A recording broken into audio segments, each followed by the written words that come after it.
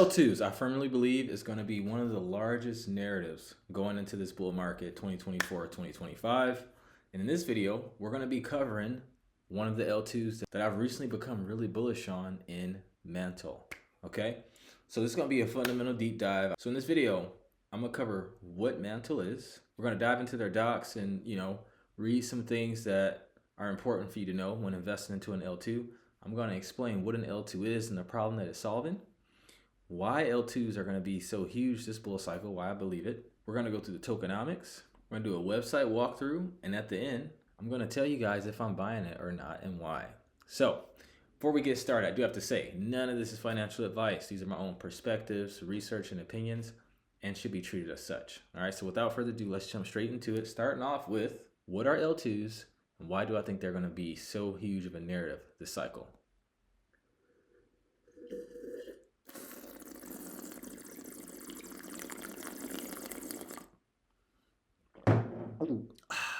So, to know what an L2 is, you have to understand what's called the blockchain trilemma, okay?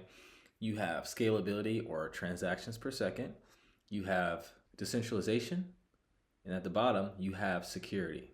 Pick two. Each blockchain is optimized for two. Bitcoin and Ethereum are famously known for their security and decentralization, but transactions per second or scalability has been very low. What it boils down to is that blockchains are in the business of selling blocks. And I've gave this analogy in many videos, so forgive me if I'm being redundant. But just like an airline is in the business of selling seats, there's only so many seats on the plane, just like there's only so much space inside of a block. What happens if there's only one plane going from New York to San Francisco and a lot of people want to go? Well, people are going to be bidding and the seats are going to go to the highest bidder. The prices are going to go up because it's supply and demand. High demand, low supply. It's the same thing with blockchains. And this is why in bull markets, like the last cycle, people were really loving Solana because the transactions were really cheap, right? And it was fast. Whereas ETH was fast, but it got expensive, like hundreds of dollars in gas fees sometimes. And crypto will never go mainstream if that remains the case. But it's not. So going back to blockchains, a blockchain has three components. You have your consensus layer, which says what's true. And with Bitcoin, that is proof of work. Ethereum, that's proof of stake. It used to be proof of work, but they converted. You have your data layer, which is storage. And that's why you hear about these parachains, parallel blockchains that run alongside of the chain so it can store it. Then you have your execution, which is your computational finality, right? Once the transaction's actually going through and being settled. Right now, most blockchains are doing all three of these things on the layer one. And this is why the block space is getting clogged, right? So layer twos come in because they are designed to take the execution and let them happen on the L2 so that Ethereum can scale and increase its transactions per second because it frees up block space. So you hear about optimistic and ZK rollups, and they're called rollups because what they do is they essentially roll up multiple transactions. They compress them into the smallest packet of data possible, and then they submit it to the L1 or Ethereum in this case, because it still gets the security benefits and it's smaller data, so it frees up block space. Give you an analogy, it's like going to a restaurant. Or a bar. Imagine how annoying it would be if you went to a bar and every time you wanted to get a drink, you have to get in line and swipe your card.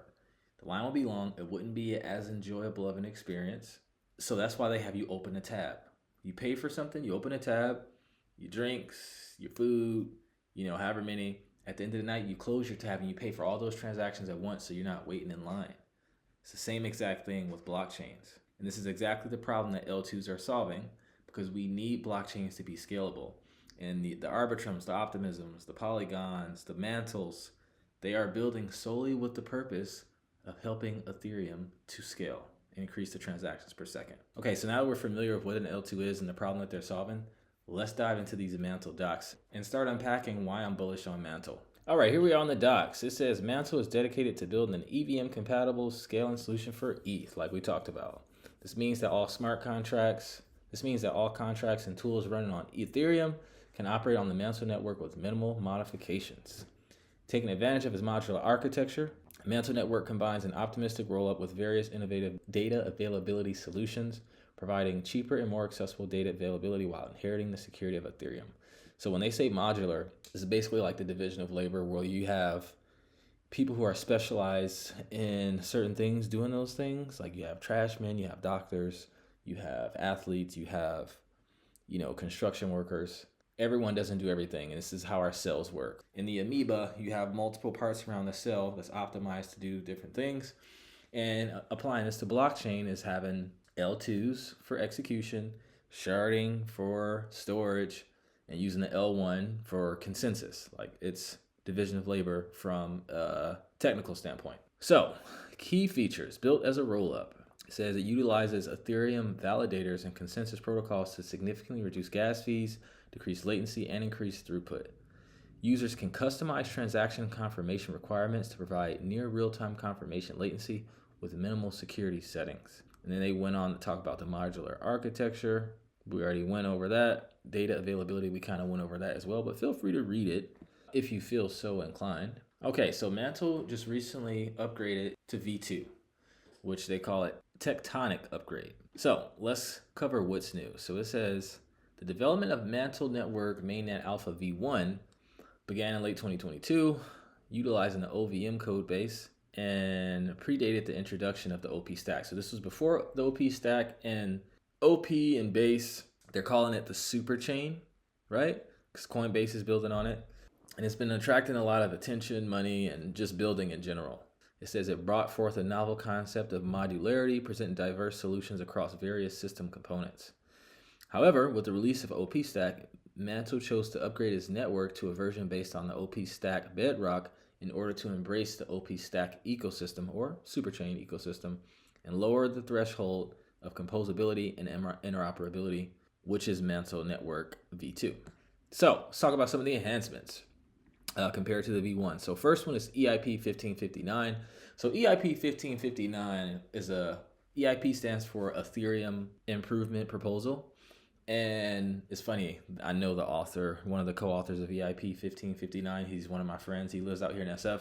It was basically something that incorporated a base fee so that ETH gets burned on each transaction. And it made it more fair for people doing transactions, because when you have these transactions, you have these mempools, and the validators or the miners pick the most profitable transactions, and people don't know how much they're going to pay. So this one sets the fee lowest as possible so that, basically people aren't getting price gouged pretty much. And that base fee gets burned on each transaction, so it's taking Ethereum out of circulation because there is no cap supply on ETH. You have ETH coming onto the market via proof of stake, but with EIP 1559 in place, you have ETH being burned so that the more network usage you have, the more fees are getting burned. So this creates the possibility to where in the bull market, I think, and just long term, you're going to have more ETH being burned than coming onto the market, which will make ETH a deflationary asset. The next enhancement is removal of redundant components. So Mantle V2 has eliminated redundant components such as the data transport layer and the threshold signature scheme, which were present in V1.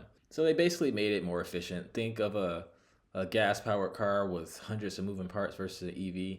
It's less lag time. Like when you drive a gas car, you step on it, a lot of things has to happen before it can take off. With the EV, it's a less of a delay. As soon as you hit it, the thing's taking off. The next one is stable block time. So in the design of Mantle V1, the block generation of layer 2 is transaction dependent, meaning the blocks get generated on a transactional basis when there's a transaction happening. If there is no transactions happening, there's no blocks. But if there's a fuck ton of transactions happening, it could make it a little tough. So it says, and each block contains only one transaction, which could be very inefficient, which causes the block time generated by L2s to become variable, right?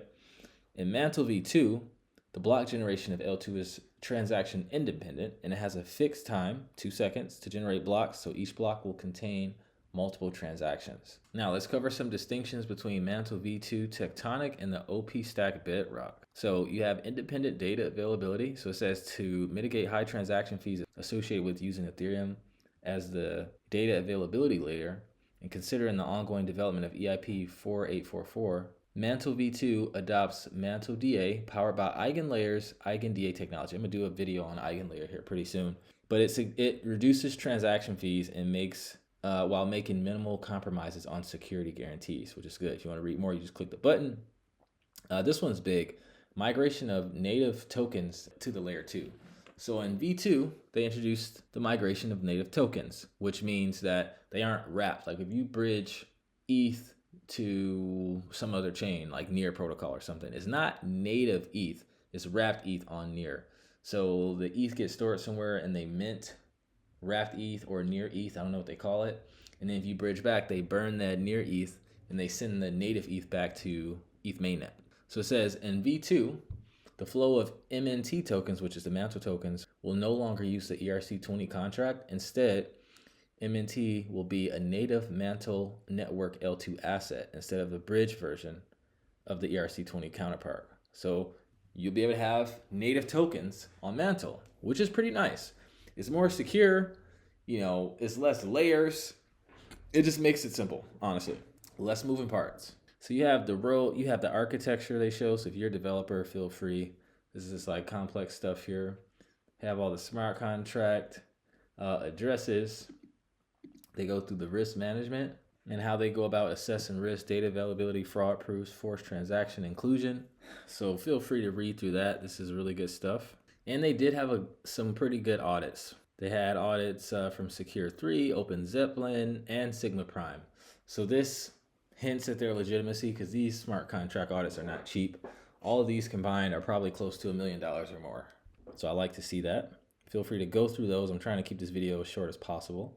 And let's look at their socials, because in crypto, you got to have community around you if you want to get people to buy the token. So they have 94,000 members on their Telegram, which is nice. Only 5,000 online, which is not nice, but it's okay.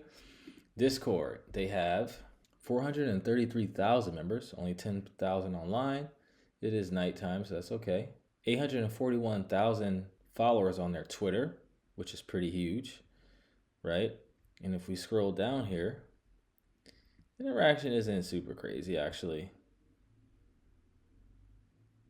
29 comments on this. So it's like sometimes, I guess it just depends on the post.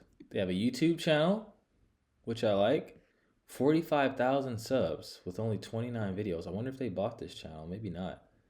Or maybe because they're not getting a lot of views. Like they did get 9,000 views here, 2,000 views here. It is possible that they bought the channel, but hey, better to have one than not, I guess.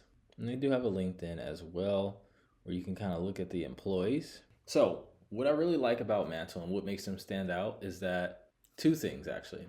One, they have the second largest treasury in all of crypto, right behind Uniswap. So if I go on DeFi Llama and I hit treasuries and I filter by treasury, you can see that Uniswap has 2.6 billion, Mantle has 2.2 billion, right? 39 million of it is stable coins. 515 million are majors like Bitcoin and ETH. Most of it, 1.67, is their own tokens, and 55 million is others, right? So, a lot of people say, oh, it's their tokens. Well, I mean, the token is liquid, so they can sell it, and that's not good for selling pressure, obviously. But it is good powder that you can use to get people to use Mantle, basically. This is no small feat. It's larger than Arbitrum's treasury, right? Larger than some big names. Optimism, who they're building on. Larger than the Ethereum treasury, guys. Number 2, larger than Lido. All right? So I like that. And also what I like is that they're the third largest platform behind Lido and Rocket Pool for staked ETH, like staking Ethereum, right? That's no small feat as well. And this is actually how they got most of their traction. So you can see here, they have their Mantle ETH, or METH, which is kind of funny. So literally you stake your ETH to receive Mantle ETH, and you can use the Mantle ETH to yield farm with. So you get like double yield. And I made a video on how to get access to Mantle ETH and get a free airdrop of their Cook token, which is going to be the governance token of METH, because it's the only liquid stake derivative project that does not have a token yet. Lido has a governance token. Rocket Pool has a governance token. They all have governance token, but Mantle doesn't, and they're the third largest. That says a lot. Great opportunity. Depending on when you watch this video, it still might have time to get access to the airdrop. I think it's like mid-October, but the video link will be in the description if you guys want to watch that. That's on my personal channel, Crypto Noah. Follow your boy. Hey. So now that we've pretty much went through the fundamentals of Mantle, is it good to buy it? Like sometimes just because the project's good doesn't mean the tokenomics are good, which means it might not be a good investment. So let's check out the Mantle tokenomics and see what they're hitting for. So MNTL, it says this is the native token of the asset Mantle ecosystem. It's a governance and staking token that secures the Mantle chain. It also supports their marketplace, their NFT marketplace, transactions, minting, trading, royalties, and fees. And it says initially the token will also help bootstrap Genesis creators, liquidity provision, and NFT minting and trading activities through retroactive rewards and airdrops. So let's look at how the token distribution is and the supply schedule, because if we look here on CoinGecko, you can see the market cap is 1.8 million, but the FDV is 3.5 billion. So you still got more than half of the tokens that still need to get released. So we need to figure out how and when so we can know if this is a good idea to invest or not. So it says the distribution is designed in a way to have 50% of the supply governed by the community to incentivize ecosystem supporters in the form of Mantle drops and also reward the Mantle Place stakeholders. So the total supply at Genesis was 300 million tokens, and it'll follow a 2-year halving inflation schedule according to the distributions detailed here. So you see the foundation, 35%, strategic partners, 5%, the team, 10%, that's not too bad. Mantle drops, community treasury, 30%. Foundation and team, I think are synonymous terms, TBH. So that is a pretty large amount, but I've seen worse, I've seen better. And it talks about what it'll be used for. It talks about the team, strategic partners, what they're doing. So they're pretty transparent. It talks about the token release schedule here, right? And then the amount of tokens, the unlocking period, the vesting period, and if you look here, it shows the release schedule. Now, it's probably the most confusing release schedule I've ever seen in crypto. Let me zoom into the damn thing. So it has the months, but normally it just has like the year to go along with it. So it's just like, it makes it hard to follow, but you can see month 12. So this released in 2023. So you can see the supply schedules. It's pretty much picking up. Tokens are being dumped onto the market every month, pretty much, from all parties. And the smallest one is the team. So the team's been selling. It looks like they've been able to sell because it's been over 12 months. But we're around here, which is like the most, right? 300 million tokens. So you want to keep that in mind when you're investing, right? Because these aren't the best tokenomics. And it says they'll reach a maximum supply of 6 billion over the period of 20 years. So yeah, tokenomics, okay. I've definitely seen better. So now let's look through their website. So this is the M2 to get the Cook token that I was just telling you guys about. They have all the stuff here. Grants for under ecosystem, the bridge, or as you use Stargate. The docs, explore all the docs on Mantle E, stats, governance, rewards, resources, right? Pretty cool looking website. I like it. I like the graphics. Got that on the grill, or at least it looks like one. It shows the treasury breakdown. A lot of different stable coins in there. And they have all their links here at the bottom. So, now that we went through all that stuff, am I buying and why? I am. But small percentage. I'm more bullish on optimism and arbitrum in terms of a price appreciation standpoint, but I do think Mantle will ride the coattails of the L2 narrative.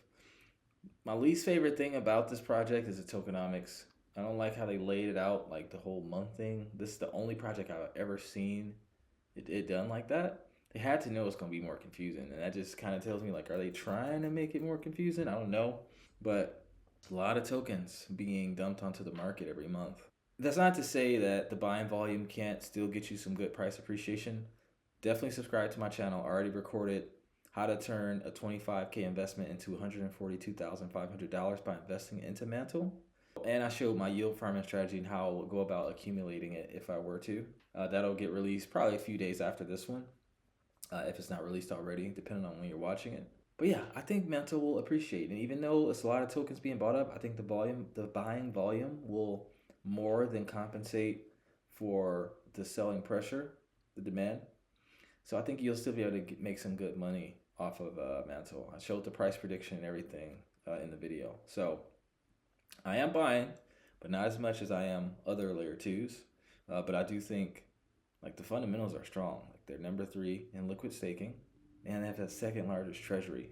Those are the two biggest things that I really like because you can do a lot with over $2 billion. I don't give a fuck whose tokens it is. Well, I'm not gonna say that. Even though it's mostly their tokens, still, that is a pretty hefty war chest, right? So with that, guys, if you got value, actually drop a like, drop a comment, share with a friend, subscribe. I'm trying to reach 1,000 subs here. JT will be back here pretty soon. I just have to hurry up and get this one out. We're working on a lot of things behind the scenes that y'all gonna be seeing pretty soon. Y'all gonna enjoy it. Y'all gonna really vibe with it. But other than that, I thank you guys so much for tuning in. I love every single one of you watching. Subscribe to both channels, Crypto Noah and J Mansion, and I'll see you in the next video. Take care and trade safe.